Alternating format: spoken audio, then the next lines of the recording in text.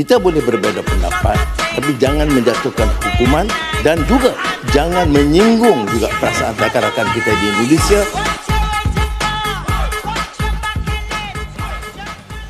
Dulu, saat kekuatan militer Indonesia belum seperti sekarang, jangankan bicara soal menang, untuk sekadar berdiri sejajar di meja negosiasi saja, kita sering dipandang sebelah mata. Garis batas diperdebatkan, klaim wilayah dipertanyakan, dan Indonesia lebih sering berada di posisi bertahan.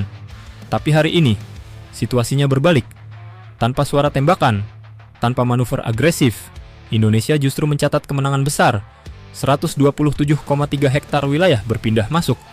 Dan semuanya terjadi, bukan karena keberuntungan, tapi karena satu hal yang kini tidak bisa lagi diabaikan. Kekuatan militer yang berdiri di belakang diplomasi. Di belakang para diplomat, berdiri sistem senjata yang tidak banyak bicara, rudal balistik yang diam, tapi menghitung, drone tempur yang tak terlihat, tapi mengawasi, dan kapal perang yang tidak bergerak, tapi siap kapan saja, seolah semuanya mengatakan satu hal yang sama. We're behind you, don't be scared with them. Dan dari titik itu, meja negosiasi tidak lagi sekadar tempat berdiskusi, tapi menjadi tempat di mana kekuatan benar-benar diperhitungkan.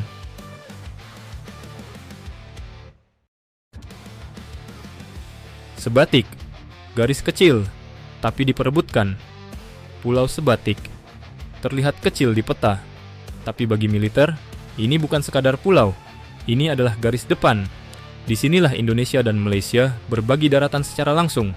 Tidak ada laut sebagai pemisah, tidak ada buffer zone, hanya garis yang selama puluhan tahun tidak benar-benar pasti. Dan dalam dunia militer, garis yang tidak pasti adalah potensi konflik yang selalu hidup. Karena setiap meter bisa berarti posisi, dan setiap posisi bisa berarti kontrol.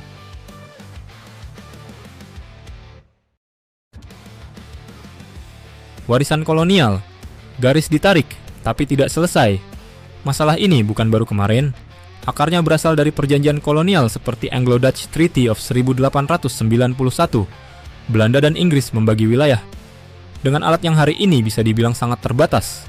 Tidak ada citra satelit, tidak ada GPS, bahkan banyak garis hanya ditarik berdasarkan koordinat kasar. Masalahnya sederhana, garis itu diwariskan, tapi ketidakjelasannya ikut diwariskan juga. Dan selama puluhan tahun, tidak ada yang benar-benar menyelesaikan secara tuntas. Sampai hari ini,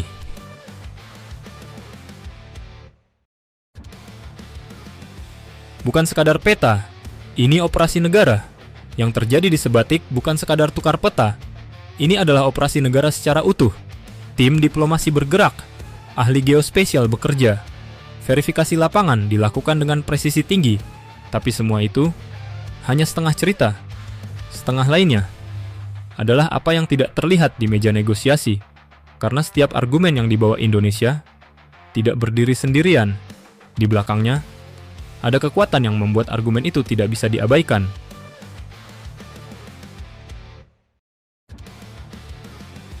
Deterrence.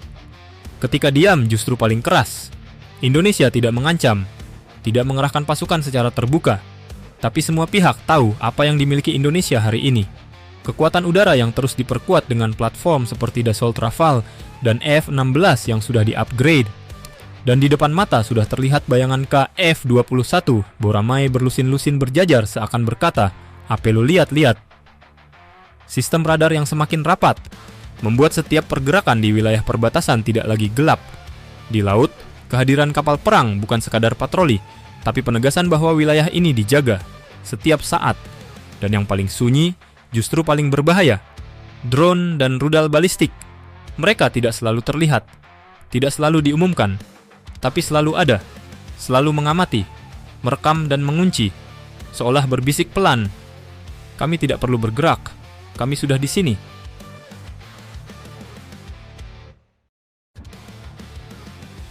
Kenapa konflik tidak jadi pilihan? Di titik ini, keputusan bukan lagi soal ego, tapi soal kalkulasi. Malaysia bukan tidak bisa bersikap keras, tapi mereka juga membaca situasi.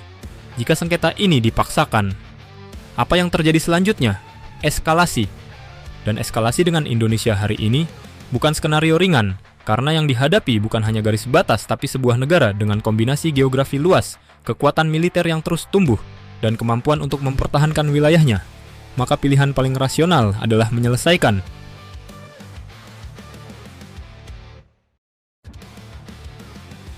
Perang yang dimenangkan tanpa dimulai.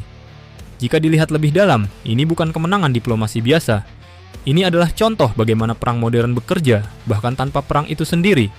Tidak ada peluru yang ditembakkan, tidak ada jet yang scramble, tidak ada kapal yang manuver agresif, tapi hasilnya, berubahnya garis batas secara nyata.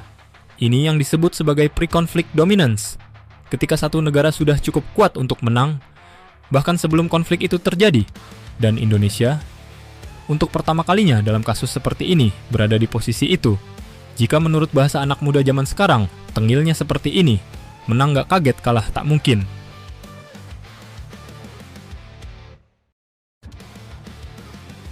Sebatik hanyalah satu titik kecil di peta.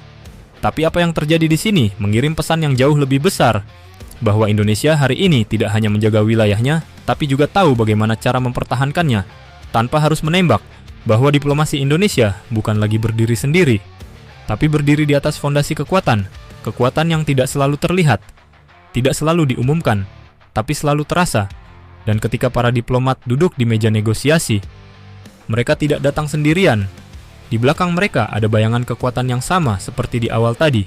Rudal yang diam tapi siap, drone yang sunyi tapi mengawasi, kapal perang yang tenang tapi mematikan, seolah terus mengatakan, "We're behind you, don't be scared." Dan mungkin inilah wajah baru Indonesia. Tidak berisik, tidak provokatif, tapi ketika hasil keluar semua orang langsung paham siapa yang benar-benar memegang kendali.